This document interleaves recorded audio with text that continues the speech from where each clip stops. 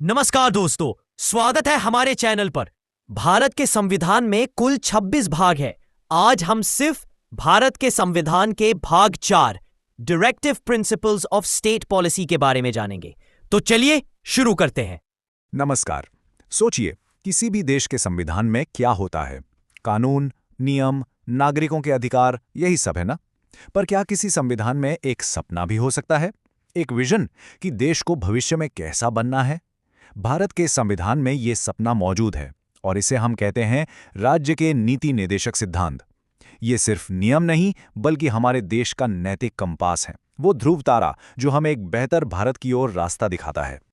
तो क्या इसका मतलब ये है कि हमारे संविधान में सरकार के लिए एक तरह की टू डू लिस्ट है?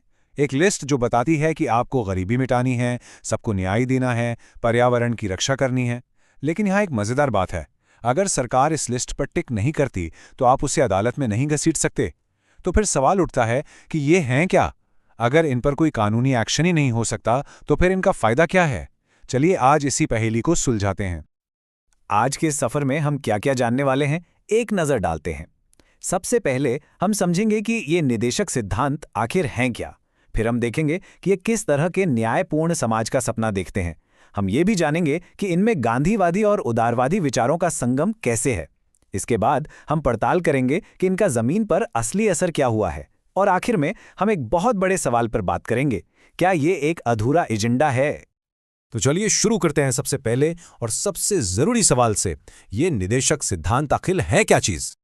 अगर बिल्कुल आसान भाषा में कहें तो ये हमारे संविधान के पार्ट 4 में दी गई वो गाइडलाइंस हैं जो देश की सरकारों को रास्ता दिखाती हैं। ये एक तरह की नैतिक और प्रशासनिक गाइडबुक है जो केंद्र और राज्य सरकारों से कहती है, देखो, जब भी कोई नया कानून या पॉलिसी बनाओ तो इन आदर्शों को ध्यान में रखना। ये देश को चलाने का एक तरह से लॉन्ग टर्म विजन या ब्लूप्रिंट है। अब यहाँ पर एक बहुत बड़ा ट्विस्ट है जो इन्हें मौलिक अधिकारों यानी फंडामेंटल राइट से अलग बनाता है।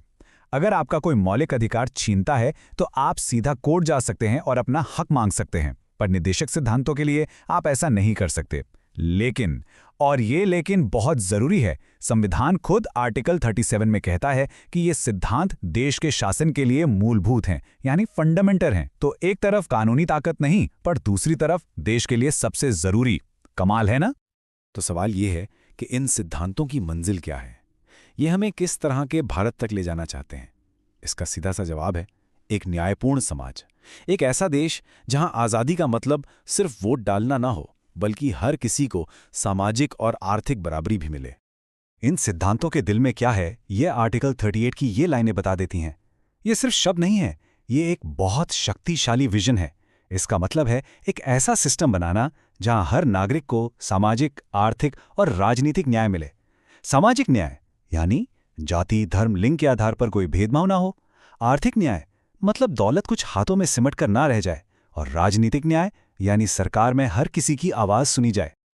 और ये सिर्फ कोई हवाई बातें नहीं है, संविधान इसके लिए पक्के पिलर्स भी देता है, जैसे हर किसी को रोजगार के साधन मिले। और हाँ, ये देखिए, स्त्री हो या पुरुष, एक जैसे काम के लिए एक जैसी तनख्वाह मिले। सोचिए, उस जमाने में कितनी क्रांतिकारी बात थी। काम करने की जगह अच्छी हों, लोगों को काम और शिक्षा मिले, बच्चों का बचपन सुरक्षित रहे। ये सब मिलकर एक कल्याणकारी राज्य, एक वेलफेयर स्टेट की नींव रखते हैं। इन सिद्धांतों की एक और खूबसूरती है कि ये किसी एक विचारधारा में बंधे नहीं हैं। ये तो एक गुलदस्ते की तरह हैं जिसमें हमारी आज़ादी की लड़ाई के अलग अलग रंग शामिल हैं। इसमें आपको गांधी जी के विचार भी मिलेंगे और एक आधुनिक उदारवादी सोच भी। चलिए इन दोनों पर एक नज़र डालते हैं। यहाँ आपको महात्मा गांधी के सपनों का भारत दिखाई देगा। आर्टिकल 40 जो कहता है कि गांव की अपनी सरकार हो, यानी ग्राम पंचायतें बने। आर्टिकल 43 जो गांव में छोटे छोटे कुटीर उद्योगों को बढ़ावा देने की बात करता है। आर्टिकल 47 जो एक स्वस्थ समाज के लिए नशाबंदी का लक्ष्य रखता है। और आर्टिकल 48 जो खेती किसानी के लिए पशुधन की रक्षा की बात करता है। ये सब सीधे सीधे गांधी वाली दर्शन से प्रेरित हैं। और अब दूसरी तरफ देखिए, ये सिद्धांत एक मॉडर्न और दुनिया से कदम मिलाकर चलने वाले भारत की सोच को दिखाते हैं। आर्टिकल 49 कहता है कि हमें अपनी ऐतिहासिक धरोहरों को बचाना है। आर्टिकल 50 जो कि बहुत ही ज़्यादा महत्वपूर्ण है, कहता है कि न्यायपालिका को कार्यपालिका से अलग रखना होगा ताकि कोई किसी पर हावी ना हो सके और इंसाफ बिना किसी दबाव के हो। और आर्टिकल 51 जो भारत को दुनिया में शांति और सुरक्षा को बढ़ावा देने की जिम्मेदारी देता है।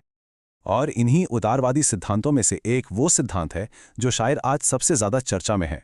आर्टिकल 44 ये कहता है कि राज्य कोशिश करेगा कि पूरे देश में सभी नागरिकों के लिए एक समान नागरिक संहिता यानी यूनिफॉर्म सिविल कोड लागू हो।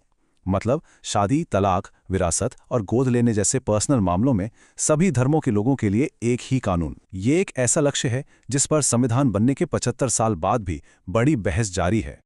अब असली सवाल पर आते हैं। अगर इन सिद्धांतों को लेकर हम कोर्ट नहीं जा सकते तो क्या ये सिर्फ संविधान की किताब में लिखी कुछ अच्छी बातें बनकर रह गए हैं, या फिर जमीन पर इनका कोई असर भी हुआ है? चलिए देखते हैं कि इन सिद्धांतों ने असल में क्या बदलाव लाए हैं। इसका सबसे अच्छा और सबसे शक्तिशाली उदाहरण है शिक्षा का अधिकार। देखिए ये सफर कितना शानदार है। सबसे पहले आर्टिकल 45 में एक निर्देश था कि राज्य बच्चों की शिक्षा का इंतजाम करे। इससे प्रेरणा लेकर सरकार ने सर्व शिक्षा अभियान जैसी नीतियां बनाई। फिर 2009 में संसद ने एक मजबूत कानून पास किया, शिक्षा का अधिकार अधिनियम, और आखिर में संविधान में संशोधन करके इसे हर बच्चे का मौलिक अधिकार बना दिया गया। एक निर्देश से शुरू होकर एक अधिकार तक का ये सफर इन सिद्धांतों की असली ताकत दिखाता है। और ये इकलौता केस नहीं है। आज गांव-गांव में जो पंचायती राज सिस्टम है, जिससे सत्ता आम आदमी तक पहुंची है, वो गांधी जी के उसी सिद्धांत की देन है। मिनिमम वेज एक्ट जो मजदूरों को सही मजदूरी दिलवाता है, वो भी इन्हीं सिद्धांतों से प्रेरित है। कामकाजी महिलाओं को मिलने वाला मातृत्व लाभ अधिनियम भी इन्हीं का नतीजा है। तो ये बात तो साफ है कि ये सिद्धांत सिर्फ कागज पर नहीं है, इन्होंने हमारे देश के कानून और समाज को एक नई शक्ल दी है। तो हमने ये तो देख लिया कि ये निदेशक सिद्धांत क्या हैं, इनका लक्ष्य क्या है और इन्होंने भारत को कैसे बदला है। लेकिन क्या इनका काम पूरा हो गया है? क्या हम उस मंजिल पर पहुंच गए हैं जिसका सपना हमारे संविधान निर्माताओं ने देखा था, या फिर ये आज भी एक अधूरा एजेंडा है? और यहीं हम आपको एक बहुत बड़े सवाल के साथ छोड़कर जाना चाहते हैं। संविधान बनाने वालों ने आर्टिकल 44 में एक समान नागरिक संहिता का लक्ष्य रखा था। आज 75 साल से ज्यादा हो चुके हैं। तो सवाल यह है कि क्या अब वो वक्त आ गया है कि इस निदेशक सिद्धांत को भी शिक्षा के अधिकार की तरह एक हकीकत बनाया जाए? क्या एक आधुनिक भारत को सभी नागरिकों के लिए एक जैसे पर्सनल कानूनों की जरूरत है, या फिर हमारी अलग अलग धार्मिक और सांस्कृतिक पहचान ही हमारी असली ताकत है? यह सवाल आज भी उतना ही जरूरी है जितना 1950 में था, और इसका जवाब भारत के भविष्य की दिशा तय करेगा। इस पर सोचिएगा जरूर। हमारे साथ जुड़ने के लिए धन्यवाद।